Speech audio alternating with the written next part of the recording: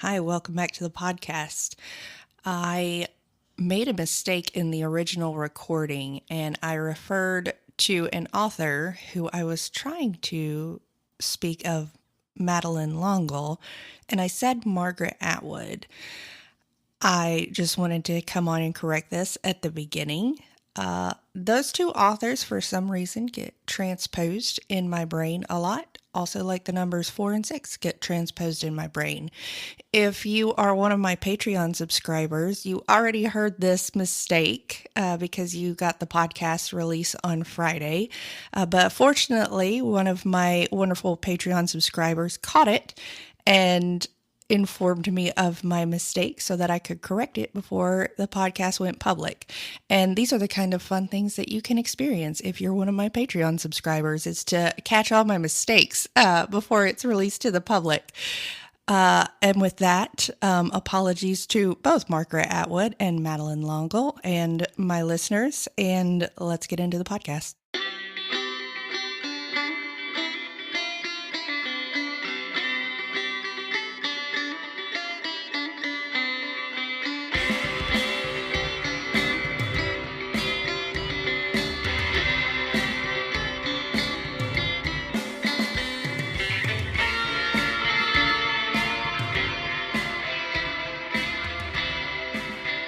So I tried to record this, and I recorded almost an hour of audio, and it didn't work. And maybe that's Mercury retrograde, and maybe that's because that wasn't what was supposed to be recorded. But we're starting over. And I still think that this episode is probably titled Going Feral, which is what I titled the original. Because that's where I'm at today, and stay tuned if you want to understand what that means. Hi, my name is Naomi, I'm the host, and this is Mosaic in Progress. So I have a very fucking chaotic list of notes for this podcast. Normally I take a few notes. It's probably like 3 or 4 lines, honestly, of fucking nothing. I should probably post that at some point on social media to show you exactly what my process is. But it's like 3 or 4 lines to just be like, here's the direction, run with it. And I have an entire page of notes for this episode, and it's fucking chaotic. I'm gonna just read the notes out, honestly, because I feel like that's what's needed right now. In order, Michelle Wolf, quote, "Hate your body and be free," unquote. Next line, Jennifer Jacobs, quote, "Quiet piggy," unquote. Next line, "I was born in the wrong timeline." Next line, "Gardening, blood sugar, bullying." Next line, "Alcoholic behaviors without substance abuse," parentheses, "dad, comma, grandma," in parentheses. "Gardening, blood sugar incident," on the next line. Next line, "Snap, comma, trend of moms asking kids for money, churches turning them down," parentheses, "my parents preventing my generosity," close parentheses.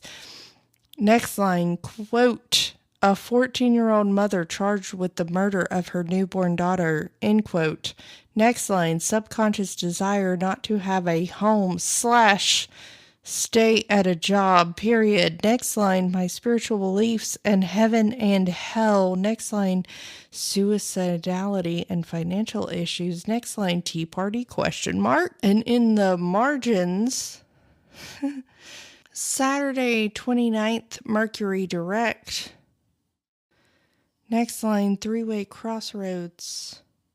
Next line, "Grandma Hancock." Excuse me, I'm so sorry, not grandma. Graham Hancock. Thoth's prophecy. Those are my notes that I had for this episode. And I don't really feel like anyone who is not perimenopausal understands what perimenopause is. It is the most chaotic place that I've ever been in, the most chaotic state that I've ever been in. I have never experienced chaos like I have in perimenopause. And I feel like no one prepared me for this. And as I think back on it, I do feel like it was talked about, but not in a way that I understood it, because I heard a lot about the change and going through the change. And people talked a lot about menopause, but that's not the same as perimenopause. And I feel like it wasn't talked about because people didn't have the right terminology to describe it. Because they talked about menopause, about people who were going through perimenopause. And they talked about the change in the sense of menopause, not perimenopause. And I never heard the term perimenopause until very recently. And that's just a change in terminology and medical terminology and things like that. It's not a judgment towards people of the past. But the point is that I was never prepared for what I am going through now. I've never been so angry in my goddamn life. I want to hurt. I have violent feelings, and I have always been a peaceful person. I want to set things on fire and break things every single fucking day. Every single fucking day. And part of me is like, maybe it's just your hormones. Maybe you're just a little cray-cray right now. You'll be all right once they settle out. And part of me is like, maybe this is just the part of me that has held on and has waited. Because I really think that I have been angry my entire fucking life. And I just haven't felt safe to express it. That I have felt that I needed to suppress it, to hide it, to shove it down, to bury it, to pretend that I was fine when I very much wasn't fine. I think I spoke on my last episode about the anniversary of my rape approaching, and as of the date of this recording, it was 2 days ago and 8 years ago. And even though it was that long ago, I still feel like I want to raise an army. I remember, because I was an ER nurse at the time and I had a lot of cop friends, reaching out to my cop friends and telling them what had happened to me with that cheeky premise of asking for a friend, and all of them being horrified and giving me the resources and telling me where to go and who to report it to. And when I reported it, having the investigator look me in the eye and tell me that men like this don't usually see the inside of a courtroom unless 2 to 3 women report him. But don't worry, if he does it again and they report and it's within 7 years, your case can be used as evidence to convict him. As if that was comforting to me.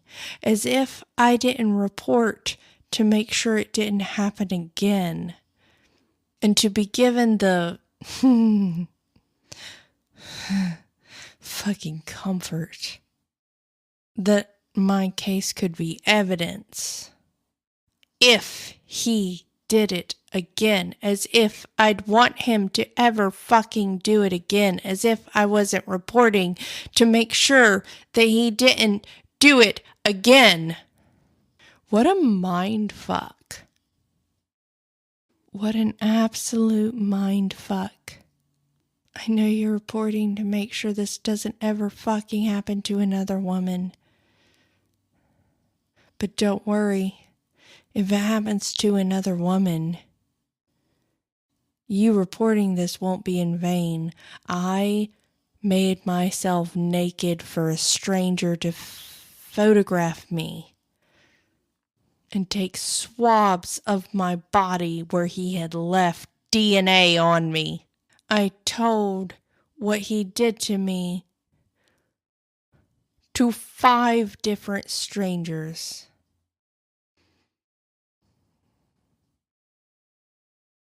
To make sure it never happened again, and then someone looked me in the eye and told me, don't worry, if he does it again, we can use this as evidence. What in the actual fuck is our justice system right now? Because prosecutioners, DAs, are making themselves judge, jury, and executioner by refusing to prosecute cases unless they think they can win them. And they're doing this over and over and over and over and over and over and over and over and over and over and over again with sexual assault cases. I don't think I can win that, so I'm not going to prosecute it. So don't worry about investigating it. You have made yourself judge, jury, and executioner when you refuse to prosecute a case. Take it to the grand jury, see what they think. In fact, take it further. Why do we even have grand jury? Why do we even have grand jury? We never question that. Why is a grand jury even a thing? To decide if we should prosecute cases? No, we should prosecute all of the cases that are brought forth. That is our justice system. That a jury of peers decides whether or not you are guilty.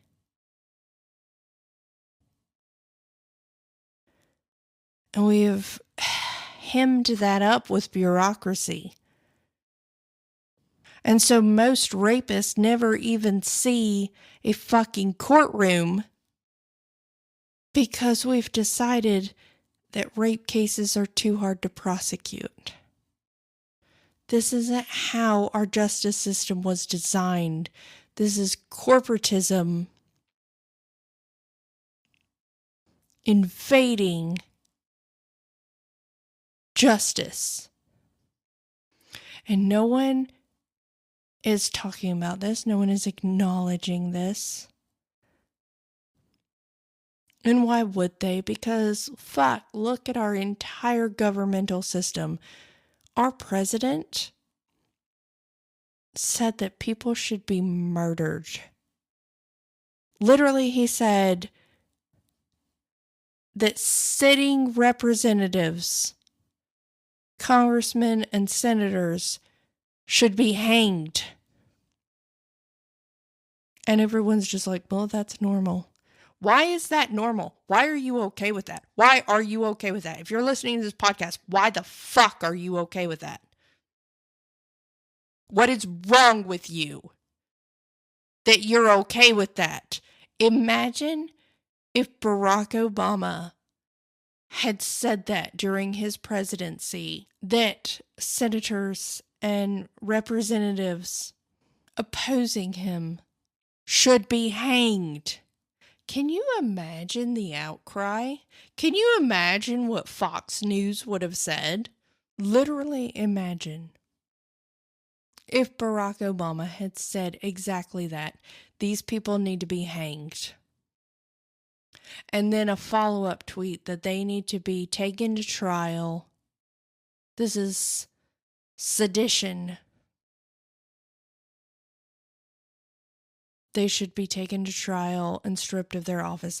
Can you imagine if Barack Obama had said that? Can you imagine the outcry?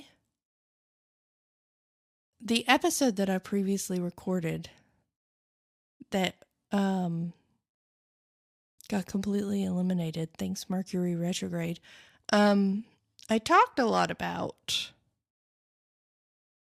the Tea Party movement and Barack Obama.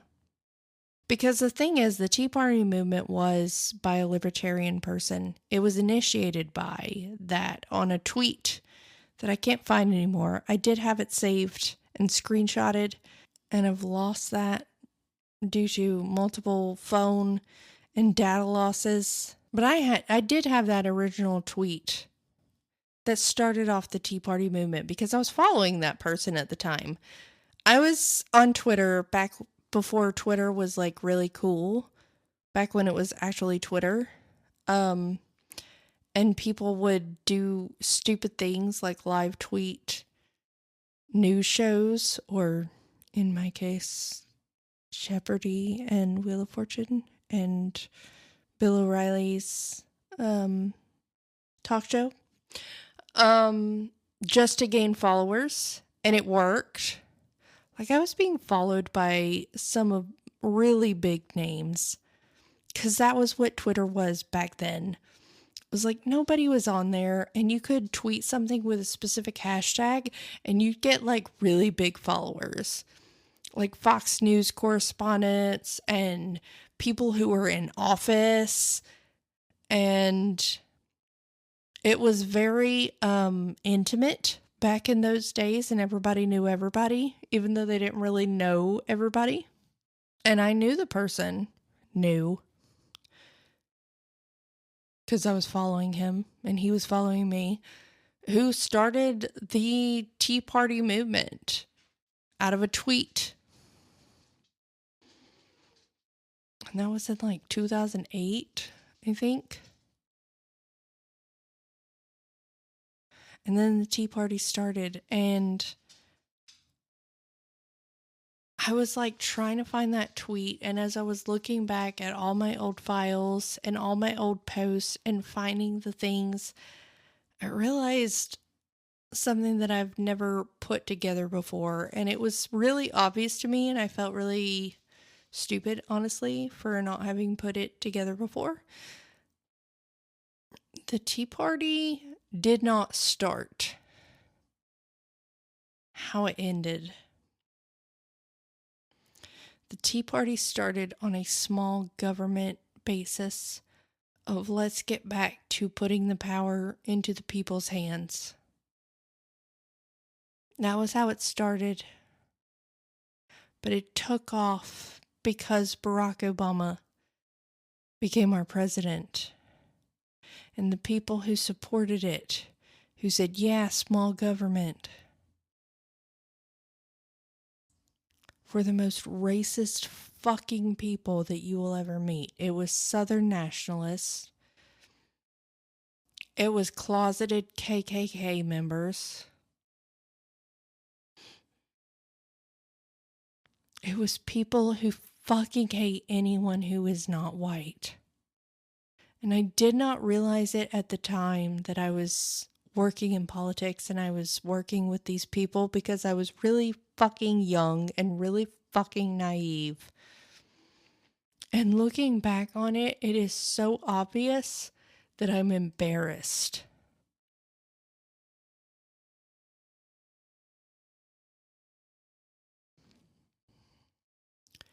The Tea Party movement wasn't started on racism, but it took off because of racism. And that's why you see the same people who were bolstering the Tea Party movement supporting Donald Trump, because they're fucking racist. And they can't stand anyone who isn't white. And that's why when you look at the Tea Party and you see all this small government mentality and this follow the Constitution mentality and you look at the people who have been the Tea Party members and you see them supporting someone like Donald Trump and you're like, why? It doesn't make sense. It makes sense because the Tea Party did not start with these people's mentality, but the Tea Party grew because racists jumped in to bolster it. And I say that because I was there. And I know who these people are and were. They hide behind this visage of small government and wanting small government and freedom. But what they want is white supremacy. It's what they've always wanted. And they're very good at hiding it.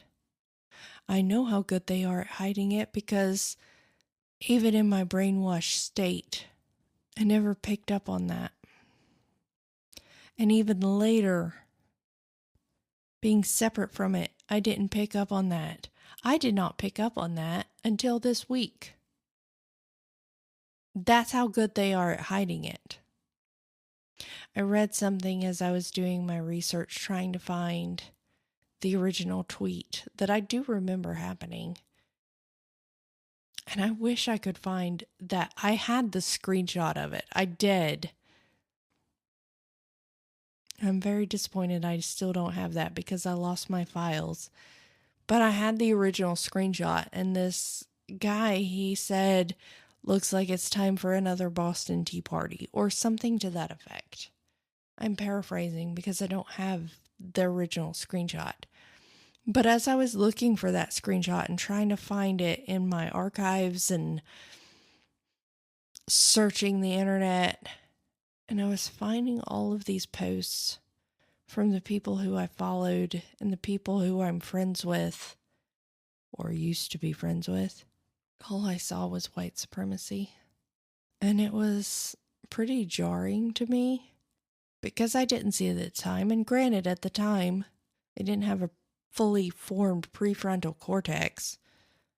And I was being very controlled by my father, who I was still living with at the time. So I give myself grace for that. But looking at it and seeing it for what it was, holy fucking shit. The Tea Party movement, while I don't think its founder intended that, was always about racism. The people who latched onto it, it was always about racism because it was started before an Obama presidency. It was started in response to congressional overreach, and it was bolstered after an Obama presidency by right-wing radicals who could not stand the fact that a black man with a weird name that wasn't like their names was the president. The Tea Party movement had nothing to do with freedom. It had everything to do with racism. And I don't mean that in response to its founder. I mean that about how it took off and the supporters and the people who began organizing. The organizing had nothing to do with small government or wanting less taxes. It was about racism. And they hid it so well. As I was doing this research, I found an article that said the Tea Party was declared dead in 2016. I wonder what happened in 2016. I wonder what it was that happened in 2016 that made them declare the Tea Party dead. and taken over by the Republican Party. What a mystery. As of the day of this recording, it has been 8 years and 2 days since I was raped. And I have yet to reach a place of forgiveness for that man. And I still remember sitting in my psychiatrist's office after I was discharged from being put inpatient because apparently it's weird and abnormal to want to die after you've been raped in your own bed and the police don't do anything about it. And my psychiatrist said that year, which was late 2017, she had received more new reports of rape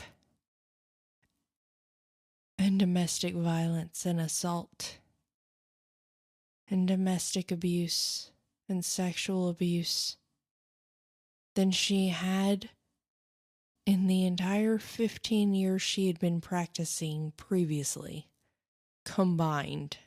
And she said, these people like Trump taking office, or these other people, and there was several, if you were alive and paying attention at the time, you know there was several celebrities, men, who were accused with ample evidence and got away with it and were able to continue on with their lives and their careers as if they had never done anything. And my psychiatrist said, this is why it's happening.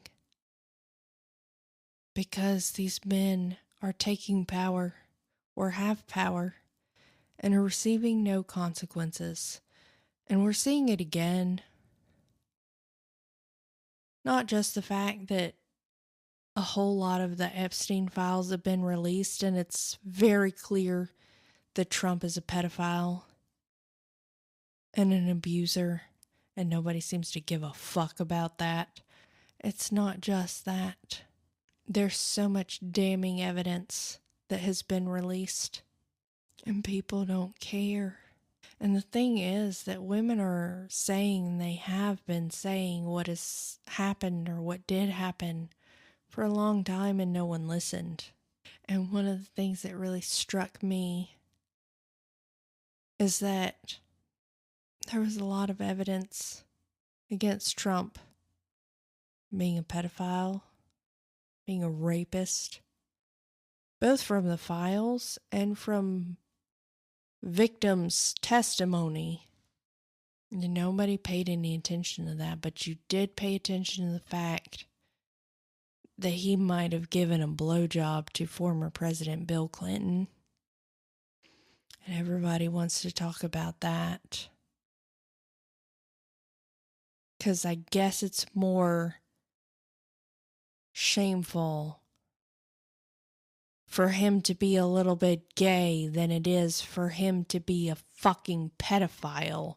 And that's what we want to focus on.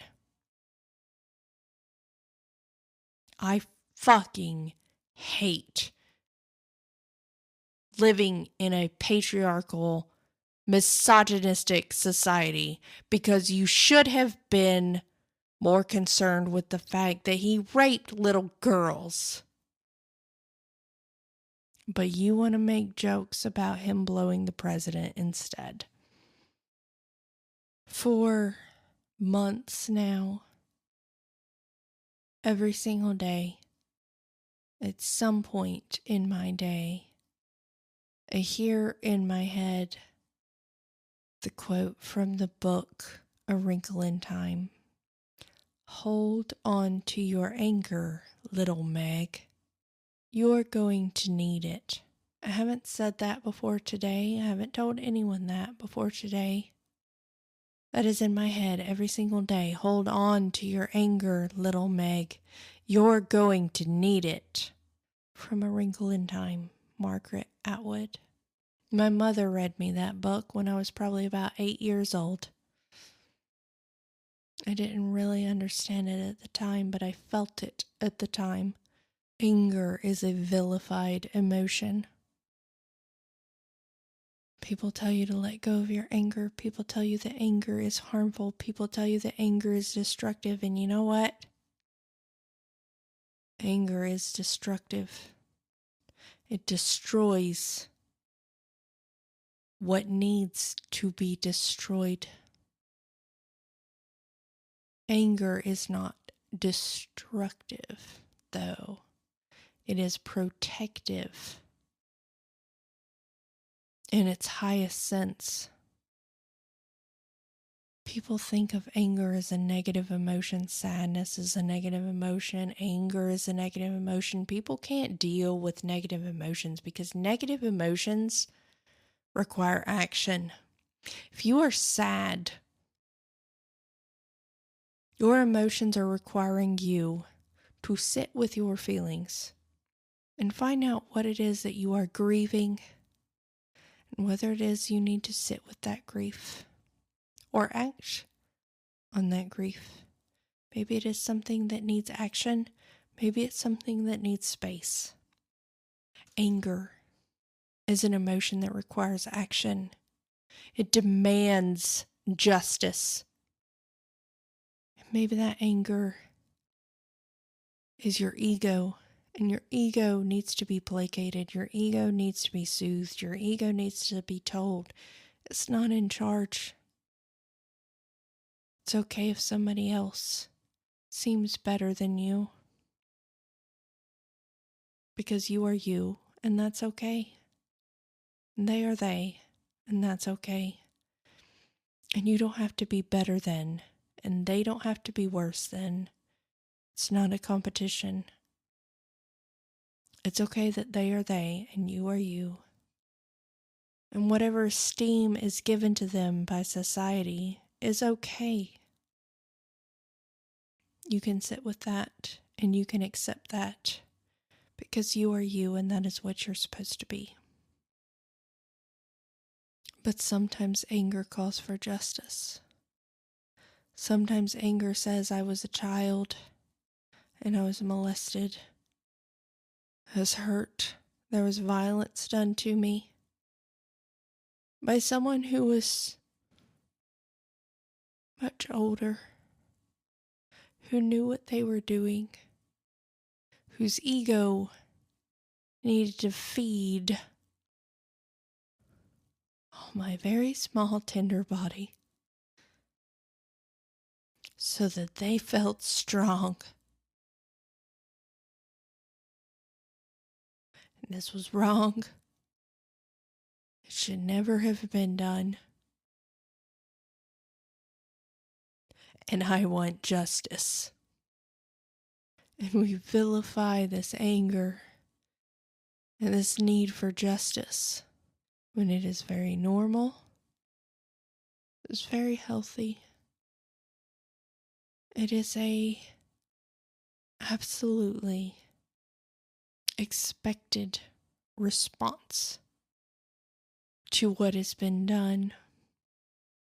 We've hurt people by telling them that they need to not be angry or not be sad. Grief, anger, sadness are not negative emotions in the sense that they need to be numbed or placated or ignored or shoved down. Anger is a tool. It is a signal to tell you where there is injustice and what you should do with it. We have to stop ignoring our anger, especially in these times. Anger is absolutely a normal response to everything going on now. And it would be weird if we weren't angry and sad now. It would be unhuman if we weren't angry and sad now. So don't let anyone tell you that you shouldn't be feeling what you feel, because your feelings are valid. We are at a three-way crossroads in our society. We've reached the point that we can go no further in where we are. We cannot keep going on this trajectory. We must make a choice to go one way or the other. And the way that we are tending toward is toward authoritarianism, oligarchy, and fascism. Toward the path of least resistance. The path that we have been making for ourselves. But we have the option. Because I do believe that we have not just continued our trajectory without the ability to change it. We have the option to go in the other direction that this crossroads is offering us, that we can instead stand up to the pedophiles, the patriarchy. But I repeat myself. We have the opportunity to stand up to the oligarchy and the authoritarianism regime that has taken hold, that we have been groomed and conditioned to accept, that we have so many apps and systems in place to keep us complacent in. Mercury goes direct tomorrow. Those of you who are listening on the Patreon, tomorrow. Those of you who are listening when this goes public, yesterday. Mercury goes retrograde on Saturday the 29th of November. I think I just said Mercury goes retrograde. Mercury goes direct. This is what we've been waiting for. These past 3 weeks have been the shadow work. These past 3 weeks have been the deep dive in dealing with the subconscious, in dealing with the difficulty, in dealing with the communication issues. And Sunday, the sun comes out. So what are you going to do? How are you going to take this difficulty and turn it into something transformative? Because that's the whole point, right? That's why we do this work. That's why we do this shit. I have a really good friend who calls witchcraft spicy psychology, and I think that's the best way to describe it, because it's not mixing potions. It's not wearing fucking black and black pointy hats and going to Salem. The whole point is transformation of ourselves. Because when we transform ourselves, we transform the world. So what are you doing to transform yourself and the world? Only you have the answer to that. And I hope you'll ponder that with me as we both continue to work on our mosaic in progress.